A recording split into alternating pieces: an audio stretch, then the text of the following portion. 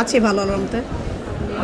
অনেকদিন আমি শিডিউল সেও আপনার কাছ থেকে পাইনি, আমার পেজে আপনার একটা ইন্টারভিউ নেওয়ার জন্য, তো আজকে পেয়ে গেছি। এর জন্য আপনাকে জানাচ্ছি অনেক অভিনন্দন। তো আপনি বর্তমানে আপনি কী নিয়ে ব্যস্ত আছেন?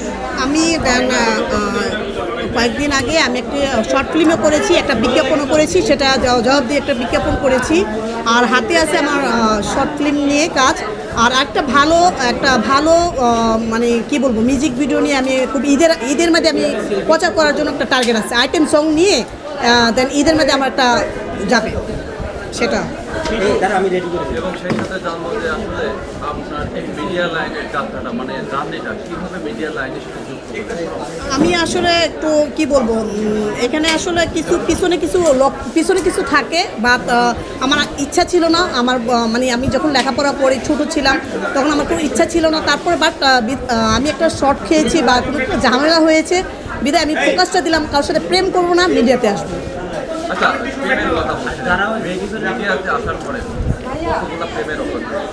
অনেক অনেক অনেক এখনও একজন মানে খুবই বিরক্ত আছে। আমি একটা স্ট্যাটাস দিয়েছিলাম, আমি খুব মর্মাহিত। প্রেম তো সবাই আমার উপর প্রেমে পড়ে গেছে, বিয়ে করার জন্য প্রস্তাব।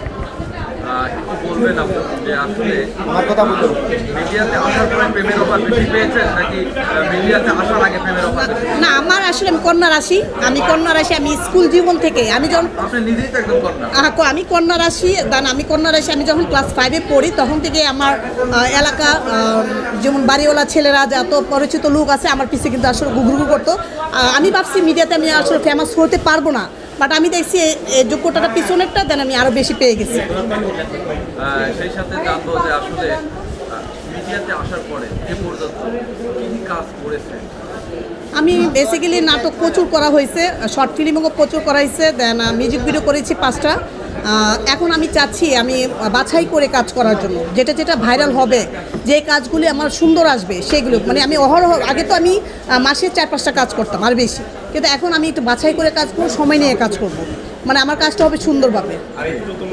মিডিয়াতে আমরা জানি যে মিডিয়াতে কাজ করতে গেলে একটা ব্যাপার আসলে এই গিভেনটেকটা আসলে দেন এটা পার্ট বাই পার্ট, মানে প্রত্যেক দিনই অফার আসতেছে গিভেনটেক। সেটা আসলে ব্যক্তিগত নিজের উপরে ডিপেন্ড করে, নিজের উপরে। আমি চাবো এই কাজটা করবো না, কিন্তু ভালো কিছু চাইতে হলে গিভেনটেক যেতেই হবে, ভালো কিছু করতে হলে গিভেনটেক যেতেই হবে।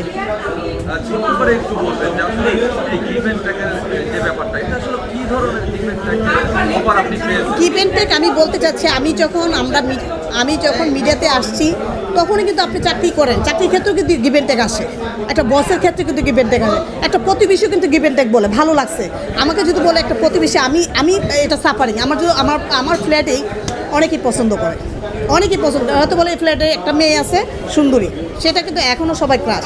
তা আমার একটা জিনিস ভাইরাল হয়েছিল, আমি 8 বছর আগে একটা জিনিস, এটা হয়তো মিডিয়া অনেকেই জানে না, বাট ওই বিদায় তারপর আমার ফ্ল্যাট থেকে বলেছিল দেন নায়ক তো বাসার ভিতরে আছে, কেন আবার মিডিয়াতে যেতে হবে, এই গল্পটা কিন্তু আমার ফ্ল্যাটে হয়েছে।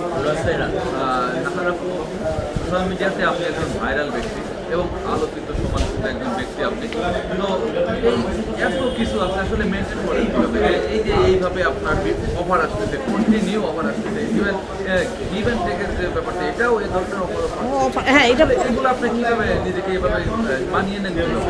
এটা ডিপেন্ড করে নিজের উপর। আমার ইচ্ছা হবে, আমার ভালো লাগছে না, ওইটা যাবো না। আর আসলে বেসিক্যালি স্ট্যান্ডার্ড মেনটেন করতে হবে, যে স্ট্যান্ডার্ড মেনটেন করে তারা কিন্তু আগায় যেতে পারে। আর আমরা যদি অহরহ সবার সাথে বসে যাই তাহলে তো হবে না।